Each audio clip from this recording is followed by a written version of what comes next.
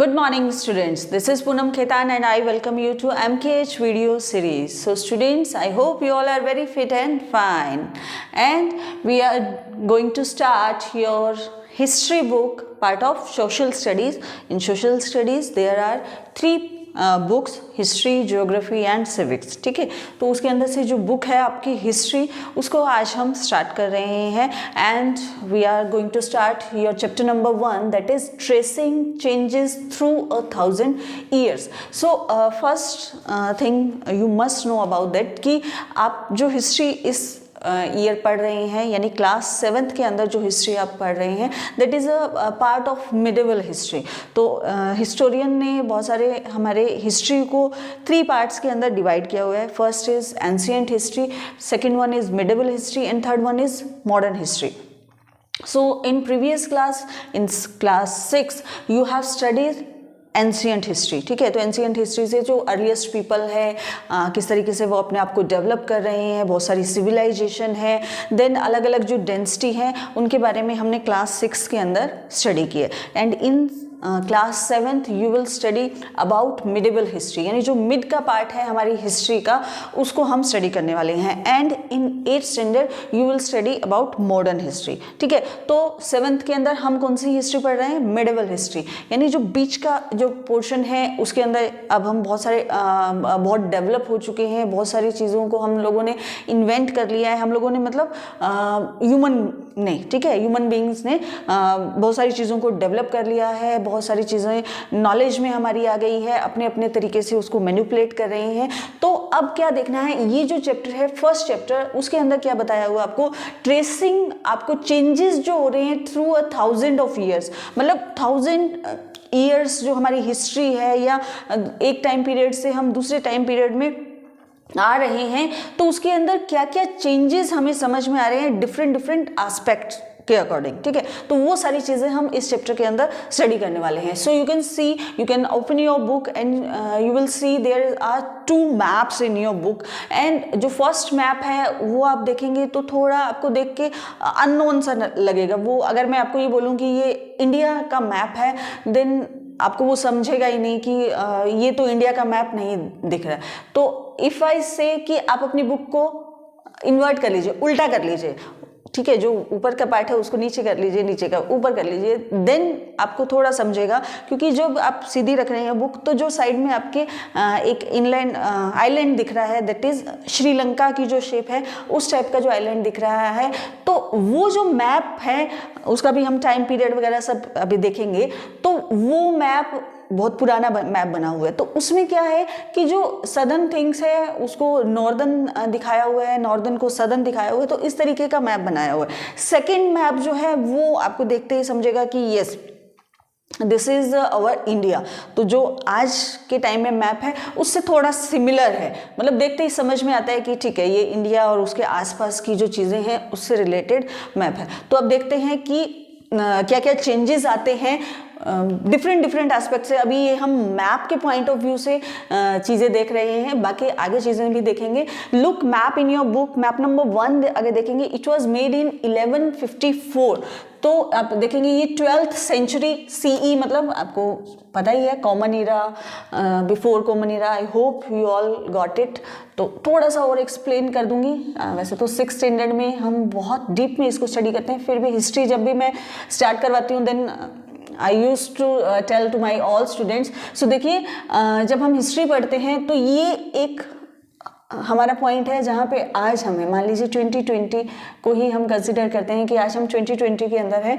तो इससे पहले की जितनी भी चीज़ें हैपन हो गई हैं, that all are part of history. अब हिस्ट्री को मैंने जैसे बताया कि 3 पार्ट के अंदर उसको डिवाइड किया गया है. बट आपको यहाँ पे क्या देखना है कि ये जो एक सेंटर पॉइंट मैंने यहाँ पर लिखाया है, तो 0 पॉइंट है. अब ये 0 पॉइंट कैसे है? देखिए, जो क्रिश्चियन हैं वो ये मानते हैं कि जिस टाइम जो जीसस क्राइस्ट का बर्थ हुआ है उसको वो 0 पीरियड मान रहे हैं. मान लो उसके बाद में एक नया इरा जो है, नया युग वो स्टार्टिंग मानते हैं, तो उसको क्या मानते हैं, ये 0। तो ये आज जो 2020 की हम बात कर रहे हैं, तो वो हम स्टार्टिंग कहाँ से है, हमारी बिगनिंग कहाँ से, from this 0 point. So 0 point से चल के हम 2020 ईयर्स जो है वो आगे मूव कर गए हैं, तो ये 0 पॉइंट हो गया। ओके, अब इस 0 पॉइंट से भी पहले चीज़ें तो थी, जो जीसस क्राइस्ट का बर्थ हुआ। अब ऐसा तो नहीं है कि उनसे पहले दुनिया में कुछ या यूनिवर्स के अंदर कुछ एग्जिस्ट ही नहीं कर रहा था, ऐसा नहीं है। तो वो भी इस चीज़ को मानते हैं, तो इसको वो क्या बोलते हैं, बिफोर क्राइस्ट बर्थ का टाइम मानते हैं। तो इसमें तो हम प्लस में चलते हैं। मान लीजिए इसके अगर जीसस क्राइस्ट जब 1 ईयर के थे तो उसको 1 माना जाता था, 2 माना जाता था, 100 ईयर्स के हो गए तो उसको 100 ईयर माना जाता था। इस तरीके से हम 2000 ईयर्स जो है वो आगे तक आ गए। अब पीछे जब चलते हैं तो वो माइनस के अंदर चलता है, ठीक है। तो इस तरीके से मान लीजिए 100 ईयर बैक जाते हैं हम, 100 ईयर पीछे अगर जाएंगे तो उसको हम क्या बोलते हैं, बिफोर क्राइस्ट, ठीक है। अब इसकी थोड़ी टर्मिनोलॉजी और समझ लीजिए आप। आई होप आपको सब डिटेल में सब कुछ याद है, but just I am recalling it. Okay, so ये जो 0 पीरियड है इसको जीसस क्राइस्ट का बर्थ मान रहे हैं। इसके बाद वाला जो टाइम है उसको CE, यानी ये बोल रहे हैं कि इसके बाद में एक कॉमन इरा का बर्थ हो रहा है। तो इसके बाद का जितना भी टाइम है उसको CE लिखा जाता है या फिर AD, ठीक है, एनो डोमिनी टाइम पीरियड बोला जाता है इसको। तो CE कहीं लिखा हुआ है या AD लिखा हुआ है, इट मीन्स हम कहाँ चल रहे हैं, 0 पॉइंट के राइट साइड में इस तरफ हम मूव कर रहे हैं, यानी 0 पॉइंट से आगे की तरफ, प्लस की तरफ मूव कर रहे हैं, ठीक है। अब अगर BC कहीं लिखा हुआ आ जाए आपको, ठीक है, ये कई बार BCE भी लिखा होता है, तो इस BCE का मीनिंग क्या है, बिफोर क्राइस्ट या बिफोर कॉमन इरा या बिफोर बिफोर क्राइस्ट और बिफोर कॉमन इरा इसको बोला जाता है, ठीक है। तो अगर BC या BCE लिखा हुआ आ जाए तो इट मीन्स हम कहाँ की बात कर रहे हैं, हम 0 टाइम पीरियड से उधर की बात कर रहे हैं, ठीक है। तो यहाँ पे कुछ पार्ट जो है वो एंशिएंट हिस्ट्री का पार्ट माना जाता है, कुछ जो है वो मिडिवल हिस्ट्री का, और ये जो बाकी वाला पार्ट है ये मॉडर्न हिस्ट्री का पार्ट माना जाता है। हम यहाँ से मिडिवल हिस्ट्री का पार्ट जो है वो पढ़ रहे हैं, जो कि अप्रोक्स आपकी 12th सेंचुरी से स्टार्ट होता है। ओके, तो चलिए, I hope you got it. तो अब ये 1154 CE मतलब कॉमन इरा की बात कर रहे हैं, तो हम 0 पॉइंट से उस टाइम आगे की टाइम पीरियड की बात कर रहे हैं। तो 12 जो सेंचुरी है उसके अंदर क्या चल रहे हैं, अरब जो जियोग्राफर है अल इदरीसी ने एक मैप बनाया है जो कि आपकी बुक के अंदर दिया हुआ है, और as I told you earlier कि वो इंडिया का मैप है, ठीक है। लेकिन वहाँ पे आप क्या देखेंगे, पहले इससे थोड़ा सा आप ये बात करेंगे कि इसके अंदर बहुत स्मॉल डिटेल्स दी हुई है इंडियन सब कॉन्टिनेंट्स की।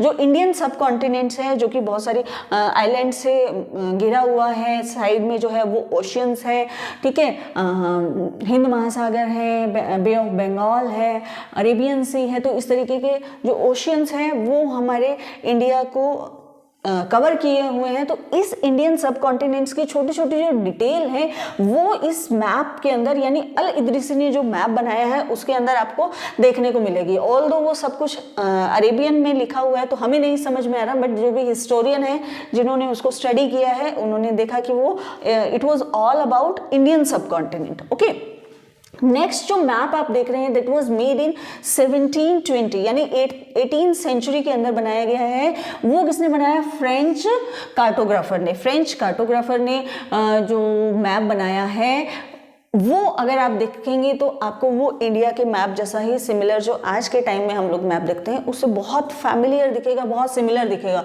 इन al Idrisi map South India is we expected in North India, मतलब साउथ इंडिया जो कि कहाँ पे होना चाहिए, ये वाला पार्ट होना चाहिए, ठीक है। लेकिन वो आप पोर्शन जो है अगर उस मैप में देखेंगे तो ऑलमोस्ट इस तरीके का शेप में आपको वो मैप दिख रहा है, और ये यहाँ पे जो श्रीलंका वाला जो पोर्शन है वो इस साइड में आपको दिख रहा है, तो वो जस्ट उल्टा है, ठीक है। और जो श्रीलंका है आइलैंड एट द टॉप के अंदर ऊपर आपको वो श्रीलंका जो है वो दिख रहा है। नेम जो है वो अरेबिक के अंदर लिखे हुए हैं, और बहुत सारे नेम जो हैं वो कुछ नॉन नेम्स हैं जो कि आज भी हम इनको बोलते हैं। लाइक एक नेम वहाँ पे आया है कन्नौज, ठीक है, इस तरीके से भी वो लिखा गया जाता है कई बार, जो कि आज के टाइम में यूपी में यानी उत्तर प्रदेश के अंदर है। तो और भी कुछ नॉन जो सिटीज़ के नेम या प्लेसेस के नेम इस मैप के अंदर मैप 1 यानी अल अदरीसी के मैप में आपको दिखने को मिलेंगे। ठीक है, तो इट मीन्स वो था तो इंडियन मैप ही, बट क्या हुआ कि उसको बनाने का तरीका, उसको डिज़ाइन करने का जो तरीका है वो बिल्कुल डिफरेंट हो गया। अब ये क्या है 1720 यानी कितने साल बाद में बन रहा है, अप्रोक्सीमेट 600 to 650 ईयर्स के बाद में ये दूसरा मैप आपके सामने जो दिख रहा है।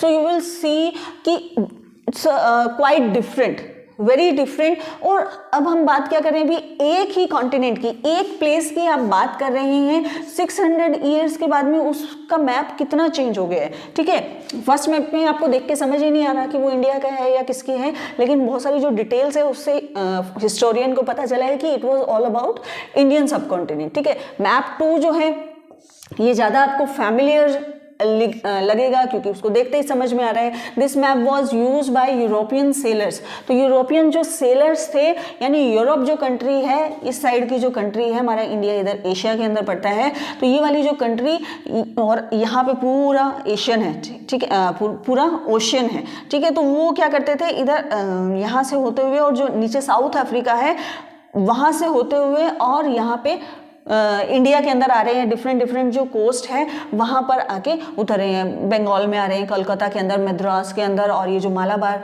आइलैंड है, ये जो गुजरात का एरिया है जो भी, वहाँ पे ये लैंड कर रहे हैं। तो ये जो रूट है, जो सी रूट है, ओशन का जो रूट है वो उसमें शो किया हुआ है। और ये यूज़ करते थे यूरोपियन जो सेलर्स आते थे, वो यहाँ पे आने के लिए इस मैप का यूज़ करते थे। एंड आप देखेंगे कि जो कोस्टल एरिया है यानी जो इंडिया का ये वाला एरिया है, कोस्टल एरिया किसको बोलते हैं, जो जिसके एक साइड में लैंड होती है और एक साइड में क्या है, वाटर है। तो ये जो वाटर वाला एरिया है वहाँ पे बहुत डिटेल के अंदर उस मैप के अंदर डिटेलिंग की हुई है। एक एक चीज़ को, एक एक पॉइंट को बहुत डिटेल क्लियर किया हुआ है कि कौन सी चीज़ कहाँ पे है क्या। तो बहुत अच्छे से ये मैप बनाया हुआ है। तो आप देखेंगे कि कितना चेंज आ गया है आफ्टर 600 ईयर जो है, वो चीज़ों में बहुत चेंज आ रहा है। एक पॉइंट मतलब एक प्लेस की बात कर रहे हैं उसके अंदर भी, जबकि यहाँ की जो लैंड है यहाँ पे कोई बहुत ज़्यादा चेंज आपको मेजर देखने को नहीं मिलेगा। इंडिया का जो मैप 1000 ईयर्स पहले भी यही था और आज भी वैसा ही है। ऑल्दो यहाँ से चीज़ें कट होने के बाद में एक दूसरा स्टेट, एक दूसरा रीजन जरूर फॉर्म कर सकते हैं, लेकिन जो पर्टिकुलर एक नेचुरल फॉर्म है वो बहुत 1000 ऑफ ईयर्स लेती है चेंज होने में। तो अभी तक वो वैसा ही है। ठीक है, अब ये तो थी मैप की बात कि किस तरीके से आप मैप के अंदर चीज़ों को दिखा रहे हैं, समझा रहे हैं हम सबको, तो उसके अंदर बहुत सारा चेंज जो है वो आपको देखने को मिल रहा है। अब कुछ और टर्मिनोलॉजी और लैंग्वेज की अगर हम बात करें, अब आप बोलेंगे कि लैंग्वेज जो है वो कैसे चेंज हो सकती है, चेंज हो जाती है ओवर द पीरियड जो है, वो कुछ टर्म्स जो है लैंग्वेज वो भी चेंज हो जाती है। तो अलोंग विद इंफॉर्मेशन, देखिए इंफॉर्मेशन तो चेंज होती ही है कि आज अगर मैं बात करूं कि 1000 ऑफ ईयर्स अगो इंडिया के अंदर या जिस प्लेस पे मैं यहाँ खड़ी हूँ वहाँ पे ये चीज़ थी और ये चीज़ नहीं थी। ठीक है, फिर अगर मैं 500 ईयर्स अगो की बात करूँ तो चीज़ें चेंज हो जाएगी। आज की बात करूँगी तो इन्फॉर्मेशन चेंज होगी। तो ये क्या है, चेंज इन इन्फॉर्मेशन। तो इन्फॉर्मेशन तो डेफिनेटली चेंज होगी, इवन आफ्टर 1 ईयर्स भी बहुत सारी इन्फॉर्मेशन चेंज होती रहती है। लेकिन हिस्ट्री के अंदर आप ये देखेंगे कि जो लैंग्वेज है उसके साथ साथ जो मीनिंग है वर्ड्स के वो भी चेंज हमें देखने को मिलते हैं। तो वो कैसे होते हैं ओवर द ईयर्स, मतलब टाइम के साथ साथ में ये आपको उसके मीनिंग या चीज़ें चेंज होती हुई मिलती हैं। अब इसका एक एग्जाम्पल दिया हुआ है कि जो मिडिवल पर्सियन थे, पर्सिया जो कंट्री है, तो वहाँ पे जो मिडिवल पर्सियन की बात करें तो वो मॉडर्न जो पर्सियन है उनका परसेप्शन, उनकी सोच, उनकी जो कल्चर है वो बिल्कुल ही मिडिवल और मॉडर्न पर्सियन का बिल्कुल अलग है। लैंग्वेज जो है वो बिल्कुल अलग हो जाती है। ठीक है, not only regards to grammar, मतलब सिर्फ ग्रामर के अंदर चेंज नहीं हुआ, even meaning of words also change, यानी जो मीनिंग है वर्ड्स के वो भी चेंज हो गए हैं। ये बात कर रहे हैं पर्सियन की, मिडिवल पर्सियन और मॉडर्न जो पर्सियन है उनकी बात में। अब उसका एक और एग्जाम्पल हम देखते हैं। हिंदुस्तान वर्ड जो है आपने पुरानी मूवी आप देखेंगे और फ्रीडम, जब हम फ्रीडम के लिए फाइट कर रहे थे उस टाइम की अगर मूवी देखेंगे तो ये नेम जो आपको कॉमन देखने को सुनने को मिलता है। लेकिन आज हम इंडिया मतलब हमारे कंट्री के लिए क्या यूज़ करते हैं, आज हम या तो भारत यूज़ करते हैं या फिर इंडिया, जो कि ऑफिशियल नेम है। इंडिया और भारत दोनों ही ऑफिशियल नेम है, हमारे कॉन्स्टिट्यूशन के अंदर दोनों ही नेम मेंशन है, ये चीज़ ध्यान रखेंगे आप, ठीक है। तो हिंदुस्तान जो वर्ड है वो पहले के टाइम में ज़्यादा सुनने को मिलता था, आज के टाइम में हम उसको एडमिनिस्ट्रेटिव या ऑफिशियल नेम उसका इंडिया कंसिडर करते हैं। अब क्या है, 13th सेंचुरी में आप देखेंगे कि ये नेम कहाँ से आ रहा है, कौन कौन यूज़ कर रहे हैं और इसके अंदर भी किस तरीके से चेंजेस आ रहे हैं। सो इन 13th सेंचुरी पर्सियन जो है, कुछ पर्सियन जो राइटर हैं उन्होंने इंडिया के लिए क्या नेम दिया है, मिनहाज ई सिराज, मिनहाज ई सिराज। अब इस वर्ड का मीनिंग क्या है, क्योंकि पर्सियन के अंदर लिखा हुआ है, तो इसका मीनिंग था कि पंजाब, हरियाणा और जो लैंड है गंगा और यमुना के बीच की जो लैंड है उसको इन्होंने क्या बोला, मिनहाज ई सिराज। तो ये वाला एरिया आप इसको कंसिडर कर सकते हैं, यानी ये वाला एरिया, ठीक है। तो इसको इन्होंने मिनहाज, क्योंकि इसके अंदर पंजाब भी आ गया, हरियाणा भी आ गया और गंगा यमुना के बीच का जो लैंड है वो भी कवर हो रहा है, ठीक है।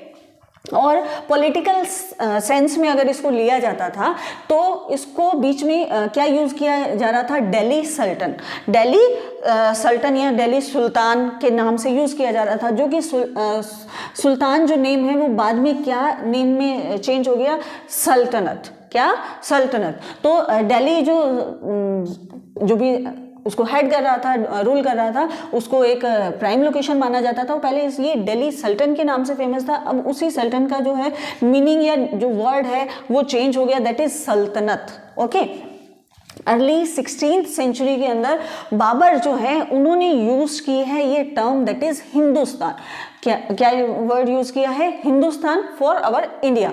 अब वो आप 14th सेंचुरी के अंदर भी देखेंगे, यानी बाबर से पहले भी 14th सेंचुरी के अंदर अमीर खुसरो जो है उन्होंने भी इंडिया को हिंद के नेम से यूज किया है। तो अब ये हिंद या हिंदुस्तान या ये जो नेम है ये बोला जाता है कि ये जो ज्योग्राफिकल या कल्चर या जो भी यहाँ की जो भी क्वालिटी थी, कैरेक्टरिस्टिक्स थी, यहाँ का ज्योग्राफिकल जो कैरेक्टरिस्टिक थी उसकी वजह से इसका नाम जो है वो हिंदुस्तान पड़ा।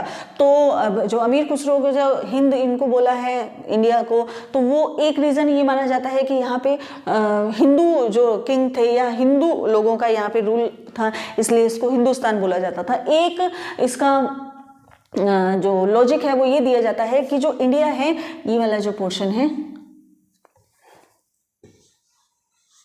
तो ये वाली जो रिवर है that is called Sindh river, ठीक है। तो जो सिंध रिवर जो है उसको वो जो सिंध के अंदर रहने वाले लोग थे वो स को ह बोलते थे, क्या बोलते थे, स को ह बोलते थे। और इधर से ग्रीक से आने वाले लोग भी स को है बोल रहे हैं। इस वजह से ये क्या कर रहे हैं कि सिंध के आसपास रहने वाले लोगों को सिंधस या फिर इंडस, इसी वजह से इंडस सिविलाइजेशन का नेम भी इसी वजह से पड़ा है। तो उस वजह से सिंध का नाम जो है वो हिंद उसको बोला जाता, प्रोनाउंस कैसे किया जाता था, हिंद बोला जाता था। इस वजह से जो है इसका नेम जो है हिंदुस्तान या फिर हिंद बोला गया। तो वो डिफरेंट रीजन या लॉजिक हो सकते हैं। एक्चुअल में क्या था हम लोग नहीं जानते हैं उसको, बट आप ये देखेंगे कि टर्म्स जो है वो किस तरीके से चेंज हो रही है और किस तरीके से सामने आ रही है, ठीक है।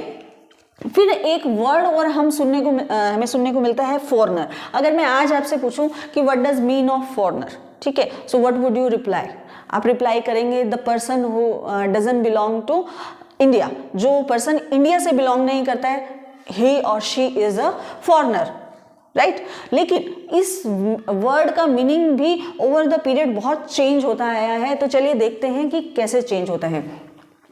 Today we mean the term foreigner की term someone who is not an Indian, वो पर्सन जो कि इंडियन नहीं है तो वो कौन हो गया, फॉरनर हो गया। लेकिन मिडिवल जो पीरियड था उसके अंदर जो है कोई भी स्ट्रेंजर, मतलब कोई भी स्ट्रेंजर, अब स्ट्रेंजर तो कोई भी हो सकता है, ठीक है। स्ट्रेंजर तो कोई भी हो सकता है, तो कोई भी पर्सन जो उस पीरियड के अंदर उन लोगों के लिए स्ट्रेंजर था वो कौन था, उसको फॉरेनर बोला जाता था, ठीक है। Who appeared in A given village, मतलब कोई भी जो भी विलेज है उससे बाहर का पर्सन जो है उसको क्या बोला जाता था, फॉरेनर बोला जाता था। Who was not part of the society of culture, मान लो जिस कल्चर की जिस सोसाइटी के अंदर वो लोग रह रहे हैं उसका पार्ट नहीं था, उससे बाहर का पार्ट था, तो भी उसको फॉरेनर बोला जाता था। इंडियन टर्मिनोलॉजी में आप इसको परदेसी जो है हम ये वर्ड यूज करते थे, और पर्शियन के अंदर इसको अजनबी भी यानी स्ट्रेंजर, दैट इज उसका मीनिंग अगर हम देखने जाएंगे तो अजनबी, परदेसी, ये वाले मीनिंग जो है वो आपको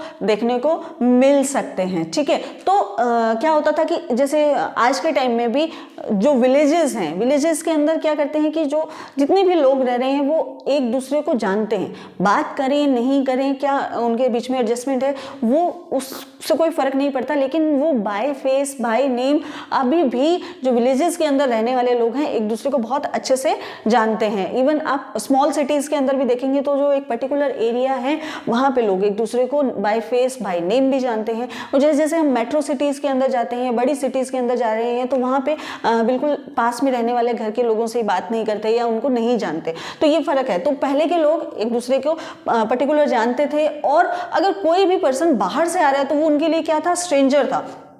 डजंट मैटर कि वो बाहर की कंट्री से आ रहा है, तो वो क्योंकि वो एक पर्टिकुलर जो विलेज है वो ही उनके लिए अपने आप में स्टेट है या कंट्री है, तो कोई भी यहाँ से बाहर से आ रहा है तो वो उनके लिए फॉरेनर था। फिर एक जगह ये भी आपको एविडेंस मिलते हैं कि जो उनके कल्चर का नहीं है, उनकी सोसाइटी का नहीं है, वो भी उनके लिए क्या था, फॉरेनर था। तो इस तरीके से चीज़ें जो हैं वो चेंज होती है। ऐसे ही जो सिटी के अंदर रहने वाले लोग थे, जो फॉरेस्ट ड्वेलर थे, यानी जो फॉरेस्ट के अंदर रहने वाले लोग थे, वो उनके लिए क्या थे, फॉरेनर थे। तो सेम इसी से आप उसको कनेक्ट कर सकते हैं कि वो उससे उनके कल्चर के नहीं थे, उनके सोसाइटी के नहीं थे, तो वो उसको फॉरेनर बोलते थे, ठीक है। तो अब आप ये देखेंगे कि ओवर द पीरियड चीज़ें चेंज हो रही है, इन्फॉर्मेशन चेंज हो रही है, इन्फॉर्मेशन के साथ साथ में लैंग्वेज चेंज हो रही है, लैंग्वेज के साथ साथ में इवन आपकी जो टर्म्स हैं, जो मीनिंग है वर्ड के, वो भी चेंज होते जा रहे हैं। Okay, so let's see about how the historian search their sources, how they found that about their history. क्योंकि जब भी जिस टाइम पीरियड की भी हम बात करें, उस टाइम पीरियड के अंदर रहने वाले लोग अपने पीछे की हिस्ट्री भी जानना चाहते हैं, ठीक है। तो उसके अकॉर्डिंग क्या करें कि वो अब जब हिस्टोरियन कलेक्ट कर रहे हैं चीज़ों को कि पहले के टाइम में क्या हो रहा था या जो हिस्ट्री है वो हमारी क्या है, तो उन सोर्सेज के अंदर भी आपको बहुत ज़्यादा चेंज देखने को मिलेगा। हम बात जो कर रहे हैं मिडिवल हिस्ट्री की, that is all about approx 700 और 650 टू 1700 यानी 18th सेंचुरी के अर्लियर की हम बात कर रहे हैं। 7th सेंचुरी से लेके 17th और 18th सेंचुरी की हम बीच की बात कर रहे हैं, ठीक है। तो अब इसमें देखेंगे कि अब कैसे चेंजेस हो रहे हैं। जो हिस्टोरियन है they were using different types of sources to know about their past, ठीक है। तो पास्ट को जानने के लिए बहुत सारे सोर्सेज यूज कर रहे थे। इन हिस्ट्री भी मतलब बहुत एक कॉमन सी चीज़ आप नोटिस की होगी, 6th स्टैंडर्ड में आप हर्षवर्धन गुप्त जो मगध डेंसिटी है उनके बारे में हमने स्टडी किया। तो उसमें क्या देख रहे हैं कि वो लोग क्या कर रहे हैं कि कॉइन अपने बनवा रहे हैं। जो भी कॉइन बनाते हैं वो रिलेटेड होता है कि कौन सा इंसिडेंट हुआ है उस टाइम में, कोई इवेंट हुआ उससे रिलेटेड कोई कॉइन निकाल देते थे, या फिर कोई भी चीज़ है, इंस्क्रिप्शन जिसको बोलते हैं। इंस्क्रिप्शन का मतलब जो हार्ड सरफेस होता है, कोई भी पिलर है, कोई भी पोल है, वहाँ पे चीज़ों को राइट करवा देना, ठीक है। उससे सबसे बिल्कुल एंशिएंट टाइम में क्या चल रहा था, मनुस्क्रिप्ट्स चल रही थी। अब मनुस्क्रिप्ट्स क्या होती है, देखिए मनुस्क्रिप्ट्स होती हैं कि जो ट्री होता है, स्पेशली जो हिमाचल वाला जो एरिया है, हिमालय का जो एरिया है, वहाँ पर जो ट्रीज़ मिलते हैं, उन ट्रीज़ की बाक जो होती है उनके ऊपर चीज़ों को लिखा जाता था और संभाल के रखा जाता था। अब क्या होता था कि वो एक बायोडिग्रेडेबल थिंग्स रहती हैं, चीज़ें ओवर द पीरियड वो जो बाक होगी वो क्या हो गई, टूट सकती है, वो डैमेज हो सकती है। तो वो बहुत सारी मनुस्क्रिप्ट जो हैं वो तो डैमेज भी हो गई है। लेकिन अब क्या किया है कि जैसे जैसे आगे डेवलप होते जा रहे हैं तो कुछ ऐसी चीज़ों पे उन्होंने उसको राइट करवाना स्टार्ट किया जिससे कि वो लॉन्ग टाइम तक चले, और बहुत सारी चीज़ें आज तक भी एज इट इज़ हमें देखने को मिलती है, जो कि हमें अपनी हिस्ट्री जानने का टाइम चांस देती है कि क्या क्या हो रहा था। जैसे कॉइन्स जो है उनका कुछ भी नहीं चेंज होगा, कि डिपेंड करता है कि कौन से मेटल से बना है, किस मटेरियल से बना है, तो उनके ऊपर जो लिखा है वो आज भी वैसा ही पड़ा है। ऐसे ही कोई जो पोल है या बिल्डिंग्स है या वहाँ पे इस तरीके की चीज़ें लिखी हुई है तो वो भी पड़ी है, ठीक है। तो फिर इंस्क्रिप्शन के थ्रू उन चीज़ों पे लिखते थे, ठीक है। अब क्या हो रहा है कि अब आप ये देखेंगे कि यहाँ पे क्यों लिखते थे। अब यहाँ पे लिखने का रीज़न ये था कि उस टाइम पीरियड में पेपर नहीं था, ठीक है, तभी तो वो ट्री का जो बाक है उसके ऊपर राइट कर रहे हैं। अब जो पेपर है वो तो आगे आने वाले टाइम में भी बहुत ईयर्स तक जो है वो पेपर डेवलप नहीं हुआ, तो तब इसीलिए सारी चीज़ों पे लिख रहे हैं। इवन जो आप देखेंगे कि जो पोर्ट्स हैं, ठीक है, पोर्ट्स बनाए गए हैं, अर्दन जो पोर्ट्स हैं, मिट्टी के पोर्ट्स, उनके ऊपर कुछ लिखा जाता था। स्टैम्प्स बनाई गई हैं, उनके ऊपर कुछ लिखा जा रहा है। तो इस तरीके से डिफरेंट सोर्सेज वो यूज़ कर रहे थे जिनके ऊपर वो कुछ भी राइट कर सकें, ताकि वो आगे तक काम आ सके या उससे हमें हिस्ट्री का हमें पता चल सके। तो अब जो है पुराने टाइम में अब सारी ही चीज़ों को जिनको भी हमने 6th स्टैंडर्ड के अंदर स्टडी किया, we notice that the historian study about sources. Coins से हमें पता चलता है, जो इंस्क्रिप्शंस हैं, जैसे जो अलग अलग बिल्डिंग्स, पोल या पिलर्स पे लिखाए गए हैं, या जो आर्किटेक्चर्स हैं, यानी कोई भी बिल्डिंग जो भी बनाई गई थी उनके ऊपर भी कुछ ऐसी पिक्चर्स बनाई जाती थी या कुछ लिखा जाता था, जिसके थ्रू हमें पता चलता था कि उस टाइम पीरियड में जब भी ये आर्किटेक्ट बना होगा, जब इसको इसका डेवलप किया गया होगा, उस टाइम पीरियड में क्या चीज़ें वहाँ पे आसपास में हैपन हो रही थी। कुछ टेक्सचुअल रिकॉर्ड जो हैं वो भी मिलते हैं for all the information. But अभी भी जो है जो चेंजेस हैं वो आपको देखने को मिलेंगे। अब क्या हो गया है कि जैसे जैसे आगे जाते जा रहे हैं, पेपर जो है वो डेवलप हो गया, पेपर बनना स्टार्ट हो गया, और पेपर जो है इस टाइम पीरियड तक आते आते बहुत चीपर हो गया, मतलब सबको इजीली मिलने लग जाता है। अब आप ये भी चीज़ देखेंगे कि कोई भी चीज़ न्यू जब डेवलप होती है तो बहुत कम लोगों तक पहुँचती है और बहुत कॉस्टली भी रहती है, ठीक है। जैसे मोबाइल जब स्टार्ट हुए थे तो it was a status symbol, यानी जिसके पास में मोबाइल होता था इट मीन्स वो बहुत रिच है या उसके पास बहुत मनी है, तभी वो मोबाइल कैरी कर सकते थे। आज आप देखेंगे आज सबके पास में मोबाइल है, तो जब चीज़ें बहुत अवेलेबिलिटी उसकी बढ़ जाती है तो वो क्या हो जाती है, चीज़ें धीरे धीरे चीप होती चीप होती जाती हैं। तो वैसे ही ऐसे हुआ कि जब पेपर नहीं बना था तब तक वो सबको अवेलेबल नहीं था, पर जैसे ही पेपर बनना स्टार्ट हुआ तो इस टाइम पीरियड तक जो है paper gradually become cheaper and widely available, मतलब सबके पास में अब अवेलेबल रहने लग गया। अब जो है पीपल क्या करने लगे, इससे पहले तो यहाँ पे लिख रहे थे, कॉन्स पे लिख रहे थे, इंस्क्रिप्शन पे लिख रहे थे, तो ऑल्दो जो रूलर्स हैं या कुछ ऐसे जो रिच या वेल्दी पीपल थे वो अभी भी इन चीज़ों का यूज़ कर रहे थे, लेकिन उसके साथ साथ में जो कॉमनली यूज करने टेक्सचुअल राइट के लिए, लिखने के लिए, कोई भी टेक्स्ट लिखने के लिए जो यूज़ होने लगी वो चीज़ होगी पेपर। अब पेपर जो है वो सब यूज़ करने लगे, होली टेक्स्ट जो भी लिखते थे, कुछ भी जो भी गॉड के लिए या कुछ भी भगवान की प्रार्थना के लिए जिस तरीके की भी चीज़ें लिखी जाती थी वो आप पेपर पे लिखते थे। ऐसे ही जो क्रॉनिकल्स हैं रूलर्स के, यानी जो रूलर्स हैं उन्होंने कितना कब से लेके कब तक रूल किया, उनके टाइम पीरियड में क्या क्या चीज़ें हुई हैं, उनके रेन में क्या क्या उनके डेवलपमेंट हुए हैं, तो अप्रॉक्स डेफिनेटली वो रूलर्स ही लिखवाते थे और अपनी प्रेस के अंदर ही लिखवाते थे। वो सारी चीज़ें भी पेपर्स पे लिखी जाने लगी, ठीक है। फिर लेटर्स जो है, टीचिंग जो सेंट जो है, पहले क्या करते थे आप वैदिक टाइम पीरियड के अंदर देखेंगे तो वो क्या कर रहे हैं, सिर्फ उसको रिपीट कर रहे हैं, ऑरली उनको स्टडी करवा रहे हैं। ऐसे स्टूडेंट जो है उसको सुनते हैं और फिर उसको मेमोराइज करते हैं और उसको फिर बोल के बताते हैं, तो वो मेमोरी के अंदर ही है, ऑरल ही है, वो रिटन नहीं किया गया था, उसको बाद में लिखा गया। जब ये सारी चीज़ें अवेलेबल होने लगी उसके बाद में वेदों को लिखा गया, ठीक है।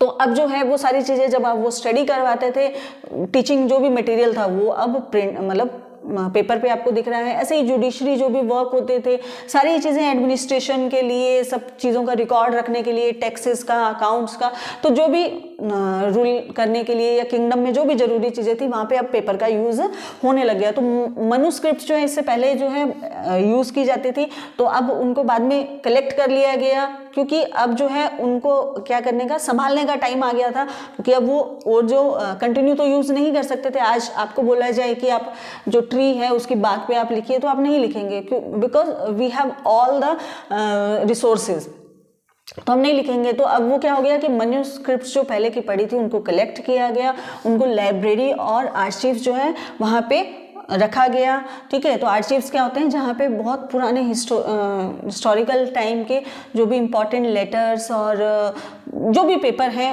उस टाइम पीरियड से रिलेटेड जिसको हम सेव करना चाहते हैं, उनको आर्चीव्स के अंदर रख दिया जाता है। जैसे म्यूजियम के अंदर क्या होता है, म्यूजियम के अंदर जो पर्टिकुलर थिंग्स होती हैं जो आप टाइम पीरियड से रिलेटेड, उनको हम रखते हैं म्यूजियम में, और आर्चीव्स के अंदर जो पर्टिकुलर पेपर्स होते हैं, रिपोर्ट्स वगैरह होती हैं, उन सबको आर्चीव्स के अंदर रखा जाता है। So there was no printing press. अब पेपर तो आ गया है आपके पास में, लेकिन क्या है कि आपके पास में प्रिंटिंग प्रेस अभी भी डेवलप नहीं हुई थी उस टाइम तक, बहुत लेट जाके प्रिंटिंग प्रेस जो है वो डेवलप होती है। तो प्रिंटिंग प्रेस नहीं थी, तो अब यूँ तो है नहीं कि सिर्फ एक जो चीज़ है उसकी एक कॉपी चाहिए। आज क्या होता है, आज हमें किसी पेपर की कॉपी चाहिए, हम उसकी जेरोक्स करवा लेते हैं, प्रिंट पहले, उससे पहले क्या होता था, प्रिंटिंग प्रेस होती थी तो उसका एक कॉपी निकलवा ली जाती थी, प्रिंट और निकलवा लिए जाते थे। लेकिन आज हम एक के ही प्रिंट, कितने ही प्रिंट निकलवा सकते हैं। तो अब क्या होता था कि जो स्क्राइब्स होते थे, स्क्राइब्स वो लोग होते थे जो बहुत अच्छी राइटिंग के अंदर चीज़ों को लिखते थे, तो उनका काम ही, जो प्रोफेशन जो है वो यही होता था, स्क्राइब करना। यानी जो कुछ ऐसी स्क्रिप्ट होती थी या कुछ ऐसी चीज़ें जिनकी कि ये मान के चलते थे कि उसकी कॉपी, एक से ज़्यादा कॉपी चाहिए, रिक्वायरमेंट है। तो जैसे होली टेक्स्ट हो गए, वेद होते थे, या कुछ ऐसी चीज़ें जिसकी कॉपी एक से ज़्यादा चाहिए होती थी, तो वो क्या करते थे, वो इसको कॉपी करते थे। तो सेम वैसे ही कॉपीड मैन्युस्क्रिप्ट्स बाय हैंड, अपने हैंड से उसको कॉपी किया करते थे। अब तो जिसने भी फर्स्ट टाइम उसको लिखा और फिर जब स्क्राइब्स उसको कॉपी कर रहे हैं, तो आप सोच सकते हैं इट वाज क्वाइट डिफिकल्ट। आज आपको बोला जाए कि आप अपनी फ्रेंड के नोटबुक से आप वर्क कॉपी करो, तो आप देखेंगे कि बहुत सारी डिफरेंस आपको देखने को मिलेंगे, आप एज इट इज़ उसको नहीं उतार सकते हैं। ठीक है, तो ये स्क्राइब्स का काम क्या होता था, उन सभी चीज़ों को, वो सारी मनुस्क्रिप्ट्स हैं या वो सारी चीज़ें जो कि एक बार तो लिख दी गई हैं लेकिन उनको कॉपी की ज़रूरत है, तो वो कॉपी करते थे और ट्राई रहता था कि एज इट इज़ उसको कॉपी कर दिया जाए। और देवर प्रोफेशनल, तो वो करते भी थे। तो इवन ये बोलते हैं हिस्टोरियन कि आपको कई बार समझ में ही नहीं आता है कि इसमें से ओरिजिनल कौन सी है और कॉपी कौन सी है, क्योंकि सभी में कॉपी आप कर रहे हैं, इसका मतलब एज इट इज उसको आप डिटो लिखने जा रहे हैं या उसी शेप के अंदर, बहुत सारी चीज़ों के अंदर, वो बिल्कुल भी आपको समझ ही नहीं आता कि कौन सी ओरिजिनल है और कौन सी कॉपी है। ठीक है, तो ये चीज़ें रहती थी कि उस टाइम में आप देखेंगे कि कितने सारे चैलेंजेस थे, बट चेंज होता रहा है। पहले हम कहाँ पे लिख रहे हैं, पहले मनुस्क्रिप्ट्स हैं जो ट्रीज़ की बाग पे लिख रहे हैं। बहुत सारी जगह आपको ये देखेंगे अशोका के टाइम में या उनके उससे पहले के जो मौर्य डायनेस्टी के जो रूलर थे, उनके टाइम में आपको केव्स के अंदर बहुत सारी चीज़ें लिखी हुई मिलेंगी। तो इसका मतलब क्या है, या इवन उससे पहले भी जब जो अर्लीस्ट पीपल थे वो क्या थे, हर्डर्स थे, गैदरर थे, उस टाइम की भी आपको कुछ प्रिंट्स या कुछ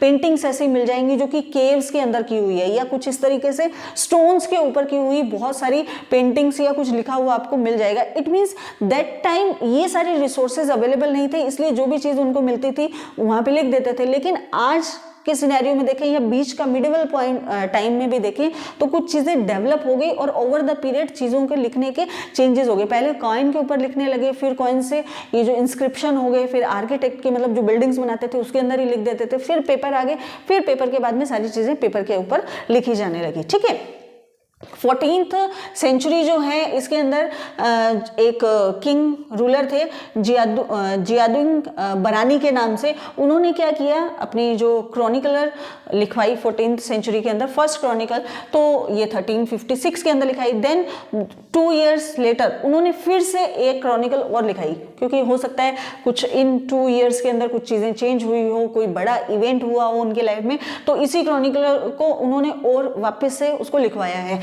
तो ये थोड़ी लेट मिली है इनको, जो हिस्टोरियन है हमारे, लेकिन वो बोल रहे हैं कि इनमें काफ़ी चेंजेस आपको देखने को मिलेंगे कि 2 years लेटर ही ये चीज़ दूसरी क्रॉनिकलर्स उन्होंने लिखवाई है, लेकिन फिर भी आपको बहुत सारी चीज़ों के अंदर चेंज दिखेगा वहाँ पे। ठीक है, तो अब ये देखेंगे कि जो सोर्सेज हमें मिल रहे हैं हिस्ट्री के, और इससे पहले जो उनके भी हिस्टोरियन थे उन्होंने जो सोर्सेज डेवलप किए या उनको जो सोर्सेज मिले हैं वो भी बिल्कुल अलग है। यानी उन चीज़ों में भी चेंज आता रहा है, डेवलपमेंट होता रहा है, बहुत सारे चेंजेस जो है हर चीज़ के हर एस्पेक्ट से हमें देखने को मिल रहे हैं। नेक्स्ट देखते हैं new social and political groups. तो ये time period as I told you कि 700 से लेके 1750 AD या CE की हम बात कर रहे हैं तो बहुत सारे ह्यूज चेंजेस आपको देखने को मिलेंगे, बहुत सारे डेवलपमेंट जो है वो अकर हो गए थे, क्योंकि ओवर द पीरियड टाइम के साथ साथ में बहुत सारी चीज़ों के अंदर डेवलपमेंट हमने किया है और आज भी करते आ रहे हैं। इवन हम बात कर रहे हैं इतने सालों पुरानी, ठीक है, आप अपने पेरेंट्स से पूछिए, वो आपसे कितने बड़े हैं, 20, 25, 30 ईयर्स बड़े होंगे। आप उनके टाइम पीरियड की बात पूछेंगे तो वो जब आपको बताएंगे कि हमारे टाइम में ये होता था, हमारे टाइम में ये होता था, तो आप ये देखेंगे 20 to 25, 30 ईयर्स के अंदर भी कितना चेंज आया है। इवन आप ये देखेंगे कि जो 21st सेंचुरी में जैसे हम एंटर हुए हैं या लेट 20th सेंचुरी के अंदर और आज के टाइम पीरियड में भी बहुत चेंजेस आपको देखने को मिलेंगे। टेक्नोलॉजी के अंदर जब से मोबाइल आया है तब से आपको टेक्नोलॉजी के अंदर बहुत चेंजेस मिलेंगे। जैसे कंप्यूटर डेवलप हुआ है उसके बाद में बहुत सारे चेंजेस आपको एकदम से ड्रास्टिक चेंज जिसको बोल सकते हैं वो आपको देखने को मिलेंगे, ठीक है। तो हम तो बहुत पुरानी बात कर रहे हैं, ठीक है। तो मिडिवल पीरियड में क्या क्या डेवलपमेंट हो रहे हैं, क्या क्या चेंजेस हो रहे हैं, तो डिफरेंट मूवमेंट टेक्नोलॉजी है वो उन्होंने अपनी अपीयरेंस वहाँ पे प्रेजेंट आपको देखने को मिलेगी।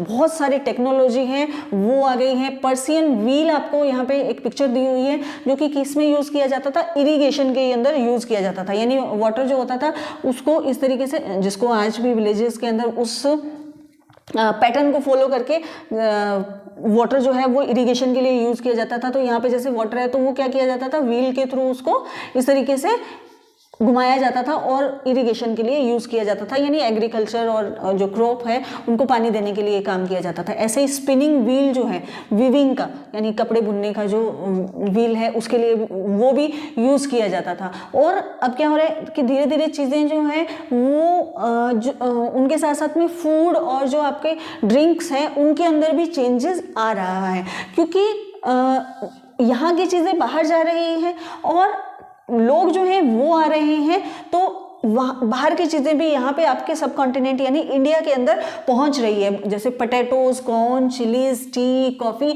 ये सब इंडिया के बाहर की चीज़ें हैं। ये अगर इनका ओरिजिन माने तो इंडिया का नहीं है। टी यहाँ पे नहीं मिलती थी पहले, कॉफ़ी नहीं मिलती थी, चिली, कॉर्न, पटेटो ये सब बाहर की कंट्री से आपके यहाँ पे आए हैं। अब ये आप ही बोलेंगे कि कैसे आए हैं, खुद चल के तो नहीं आए होंगे। ऐसे तो नहीं है कि पटेटोज जो है वो खुद चल के आ गए या हवा के साथ उड़ के आ गए, नो। तो ये जो टाइम पीरियड था, ये क्या टाइम पीरियड था, this time was period was of great mobility, मतलब बहुत ज़्यादा मोबिलिटी हो रही है। मोबिलिटी का मतलब देखिए, मोबाइल वर्ड वहीं से आया है। मोबिलिटी का मतलब होता है मूवमेंट, एक जगह से दूसरी जगह बहुत इजीली पहुंच जाना। तो ये जो टाइम पीरियड था, ये जो मिडिवल टाइम पीरियड था, ये टाइम पीरियड जो है वो बहुत ज़्यादा मोबिलिटी का टाइम पीरियड था। यानी उस टाइम में लोग, पीपल जो है वो बहुत ट्रेवल कर रहे थे, लॉन्ग डिस्टेंस तक जा रहे थे ऑक्यूपेशन के लिए, अपना जो गुड्स होता था उसको सेल करने के लिए, कहीं से गुड्स को परचेज करने के लिए। तो इस तरीके की मोबिलिटी जो है इस मिडिवल टाइम पीरियड में बहुत ज़्यादा इन्हेंस हुई, लोग बहुत ज़्यादा मूव कर रहे थे। तो ये सब चीज़ें मैंने बोला आपको कि बाहर से आ रही हैं आपकी कंट्री के अंदर, आपके सब कॉन्टिनेंट के अंदर। तो कैसे आ रही हैं, डेफिनेटली वो लोगों के साथ में, पीपल के साथ में यहाँ पे अराइव कर रहे हैं। They are living here, they are getting something, and हम क्या कर रहे हैं, हम भी कुछ गेट कर रहे हैं। वो जो चीज़ें यूज़ कर रहे हैं वो हो सकता है बिजनेस के पर्पज़ से या कुछ चीज़ें लेके आ रहे हो यहाँ पे, हमें पसंद आई, हमने उसको यूज़ करना स्टार्ट कर दिया। इवन टी जो है या कॉर्न, चिलीज, पोटैटो, सब important part of our life. हमारी जो डेली लाइफ है वो बिना टी के अब शुरू ही नहीं होती है, मोस्टली जो इंडियंस है उनकी, ठीक है। तो अब ये क्या हो गए हैं, पार्ट ऑफ लाइफ हो गए हैं। तो ये मोबिलिटी की वजह से चीज़ें जो है यहाँ से बाहर भी गई हैं। ऐसा नहीं है कि सिर्फ बाहर से ही हमारे यहाँ आई है, यहाँ की भी बहुत सारी चीज़ें आपको बाहर की कंट्रीज़ में लोग जो हैं उसको अडॉप्ट करते हैं, उसको उनके भी पार्ट ऑफ लाइफ हो गए हैं। जैसे इंडिया के अंदर स्पाइसेस जो हैं, जो आपका पेपर है, कार्डिमम है, जो सिनेमन है, यहाँ पे साउथ साइड के अंदर बहुत सारे स्पाइसेस मिलते हैं, ठीक है, आज भी हैं, उससे पहले भी बहुत ज़्यादा थे। तो उस एरिया से बाहर की कंट्रीज़ के अंदर बहुत ज़्यादा उसका एक्सपोर्ट हुआ है, बहुत टाइम पीरियड से ही हो रहा है। तो वो चीज़ें भी वहाँ गई होगी, तो वो उनका पार्ट है अब उनकी लाइफ का।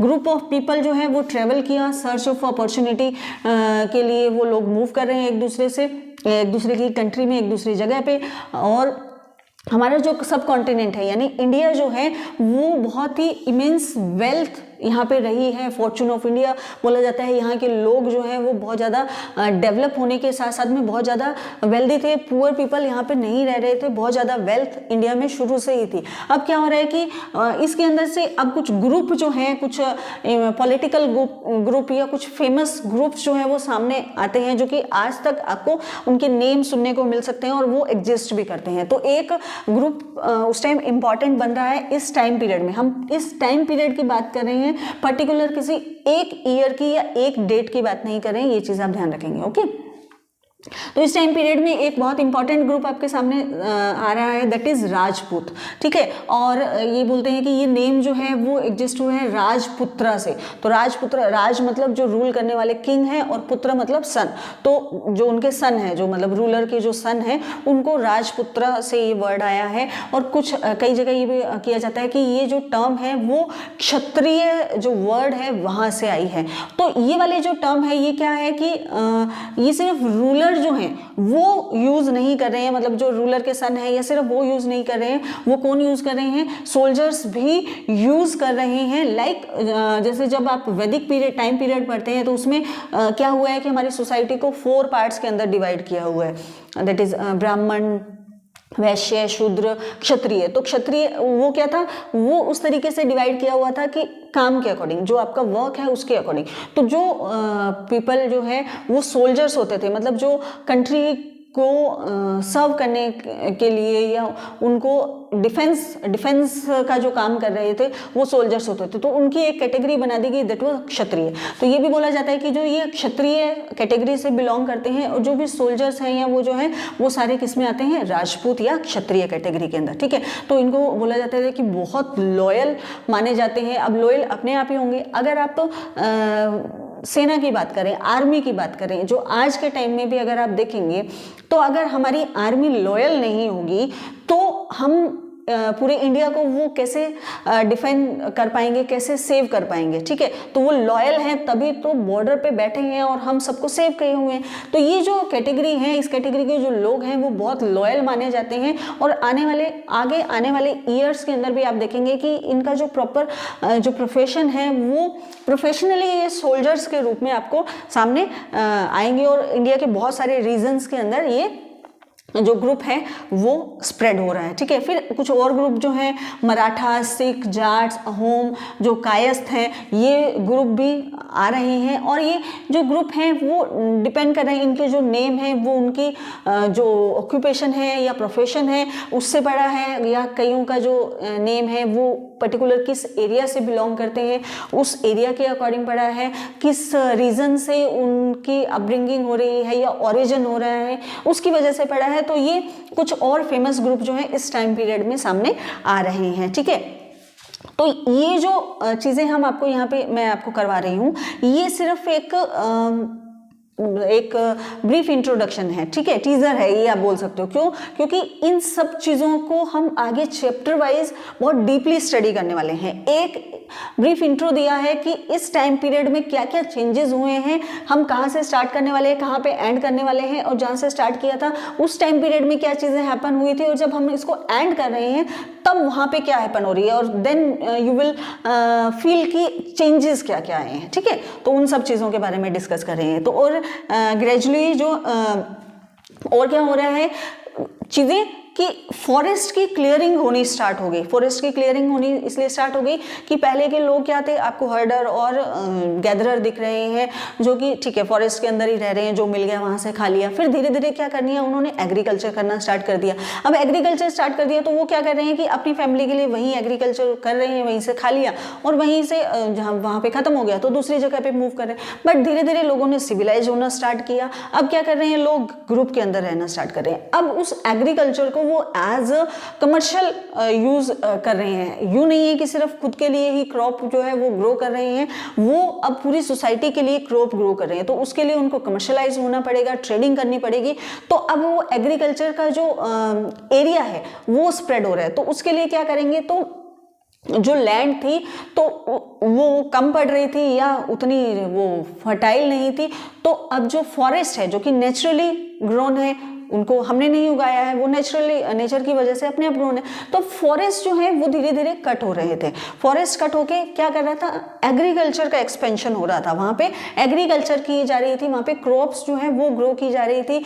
इसकी वजह से जो उनकी हैबिटेट है उसके अंदर चेंज होता है। हैबिटेट मतलब जो पर्टिकुलर उस एरिया के अंदर रहने वाले लोग हैं या जो एनिमल्स हैं, स्पीशीज हैं, वो उसी से बिलोंग करते हैं और वही उनकी हैबिट के अंदर आ जाता है, उसको हैबिटेट बोलते हैं। ठीक है, उसके अंदर हैबिटेट के अंदर चेंज हो रहा है। पहले आप क्या कर रहे थे, ओपन रह रहे थे, कहीं पे भी रह रहे थे फॉरेस्ट के अंदर, अब हैबिटेट आपका चेंज हो गया, अब आप एग्रीकल्चर कर रहे हो, आपका जो रहना खाना पीना सब चेंज हो गया है। ठीक है, अब मार्केट्स जो हैं वो डेवलप हुए हैं, प्रीस्ट यानी जो पुजारी वगैरह हैं वो डेवलप हुए हैं, टेम्पल्स या और जो रिलीजन जो भी उस टाइम में डेवलप रहे होंगे उन्होंने अपनी अपनी जो भी प्रे करने के लिए जो भी उनके बिल्डिंग्स हैं वो डेवलप हो रही हैं, सोसाइटी जो है वो बन रही है। सोसाइटी के अंदर फिर क्या हो रहा है कि ग्रुप्स बन रही हैं। अब ग्रुप जो है वो वो डिपेंड करता है कि अलग अलग एरिया के अकॉर्डिंग, किसी एरिया में जो उनका काम है उसके अकॉर्डिंग बन रहे हैं, किसी एरिया में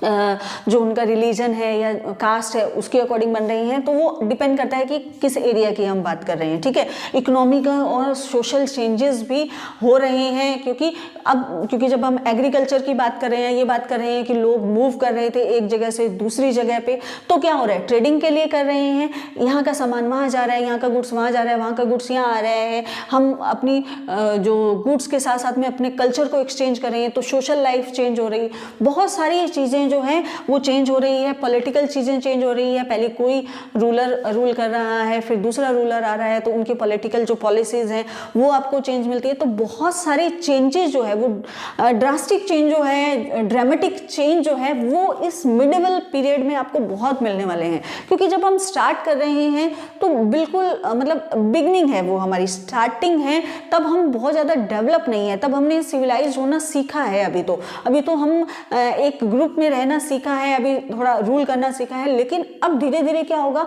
कि वो सारे जो कैरेक्टरिस्टिक्स हैं वो सबके अंदर आने वाली है। हम बहुत कंपटीशन के अंदर भी आने वाले हैं, बहुत डेवलप भी होने वाले हैं, कमर्शियलाइज हो रही हैं चीज़ें, बहुत सारे चेंजेस आपको इस मिडिवल पीरियड में आपको देखने को मिलेंगे, जो कि हम इस 7th स्टैंडर्ड की हिस्ट्री के अंदर पढ़ने वाले हैं। ठीक है स्टूडेंट, तो ये आपके चैप्टर नंबर 1 का एक पार्ट मैंने यहाँ पे करवा दिया। अभी कुछ पार्ट और भी पढ़ा है, उसको हम नेक्स्ट वीडियो लेक्चर में कवर करेंगे। I hope you like this video. तो इन फैक्ट्स को आप थोड़ा सा भी पढ़ेंगे तो आपको याद हो जाएंगे, क्योंकि इनका जो डिटेल इंट्रो है, डिटेल जो डिस्क्रिप्शन है, वो हम नेक्स्ट जो लेक्चर्स हैं, नेक्स्ट जो क्लासेस हैं, जो उनके अंदर चैप्टर्स के अंदर हम बहुत डिटेल में इसको पढ़ने वाले हैं। ओके स्टूडेंट्स, मिलते हैं नेक्स्ट वीडियो में। Till then, thank you, have a nice day.